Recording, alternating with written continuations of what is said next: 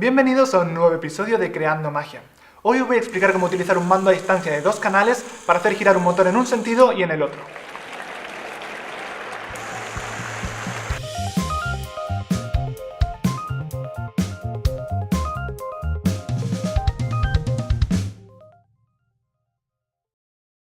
Mi nombre es Martín Andersen y estamos en Idea Lab.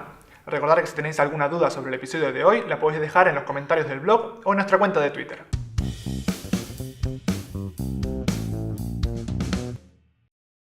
Primero vamos a aclarar qué tipo de motor se puede utilizar, que bueno, realmente es casi cualquiera. Puede utilizarse un motor de estos normales, se puede utilizar también un motor con engranajes para que reduzca la velocidad, se puede utilizar ventiladores, incluso se puede utilizar servomotores trucados, como aprendimos la semana pasada. No importa el tipo de motor que utilicéis, de hecho se puede utilizar no solo motores, sino otro tipo de cosas, siempre y cuando tengan 2 cables. Y al conectarlos al positivo y al negativo de una batería, por ejemplo, como esto, al conectarlos al positivo y al negativo, pues girará en un sentido, y si le damos la vuelta a la batería, pues girará en el sentido contrario. Así, ¿vale? Entonces, pues esos son un poco los requisitos para el tipo de motor. Y con respecto al mando a distancia, vamos a utilizar uno de 2 canales con salida relé, ¿vale? Como estos. Entonces, bueno, el mando, por supuesto el receptor y también un mando de 2 canales, ¿vale? Entonces, las conexiones que vamos a utilizar son las siguientes. Por un lado, tenemos que conectar por ejemplo, aquí estamos utilizando una pila de 9 para alimentar el circuito y 3 pilas de 1,5 para alimentar el servomotor.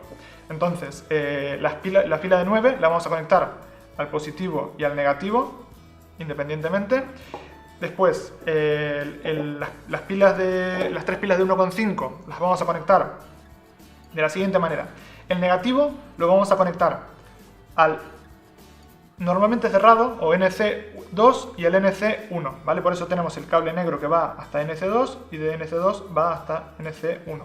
Y el positivo de la batería de las pilas de 4,5 irían hasta el NO2 y del NO2 irían hasta el NO1.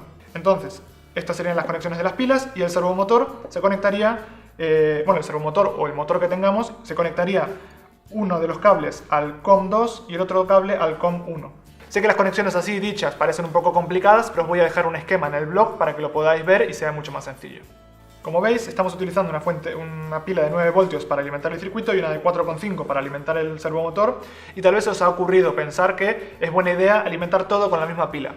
Pues por lo general no es buena idea porque los picos de voltaje que genera el motor al activarse pueden hacer que se desactive el relé del mando a distancia, con lo cual siempre es mejor utilizar una pila o batería para el receptor y otra aparte, diferente, para el motor, incluso aunque sean del mismo voltaje, porque así funcionará mucho mejor. Como veis es bastante sencillo, no hace falta saber soldar ni nada complicado de electrónica, simplemente un mando a distancia, un motor, un servomotor y unas conexiones de baterías. Lo único que queda es pensar en aplicaciones. Yo os voy a dar un par de ideas. Por ejemplo, se puede utilizar, pues para los servomotores hay acoples, por ejemplo, que puede ser como una rueda, ¿no? Entonces, hacer que algo camine para un lado o para el otro simplemente con ruedas de este estilo, ¿no?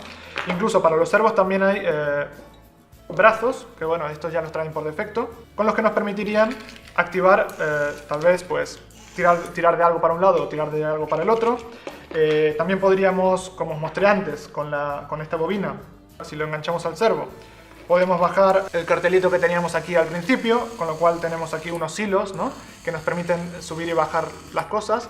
Incluso, en vez de tener unos hilos y un cartelito, lo que se podría tener son unos cables tirando con más fuerza y poder subir o bajar unos telones, o por ejemplo, para grandes ilusiones podría servir para subir las cortinas de una aparición, por decir alguna cosa. También podríais poner un cofre colgando en el medio del escenario con una predicción que se sube y se baje automáticamente. Y bueno, realmente las aplicaciones son muchísimas, hay que pensar un poco.